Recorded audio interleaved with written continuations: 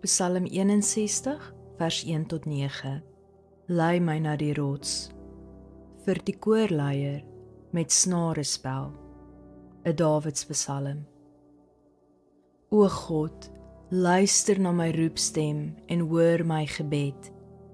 Vanaf die einde van die aarde roep ek tot U om hulp, want ek is moedeloos. Lei my na die rots hoër as ek. Waarlik, U is vir my 'n skuilplek, 'n sterk vesting buite bereik van my vyande. Laat my vir altyd in U woning bly en onder die beskerming van U vleuels skuil. Sela. Want U het my geloftes gehoor, o God. U vervul die begeerte van hulle wat U naam dien.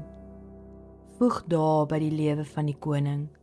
Laat sy lewensjare van geslag tot geslag wees. Mag hy vir altyd voor God regeer. Mag U goedheid en waarheid hom bewaar. Dan sal ek U naam altyd besing en dag na dag my geloftes betaal. As vandag se boodskap vir jou iets beteken, deel dit asseblief met ander en gee die video 'n like. Ek hoor graag van jou. Los gerus vir my iets in die kommentaar. Smag soos 'n wildsbok is beskikbaar op YouTube en TikTok.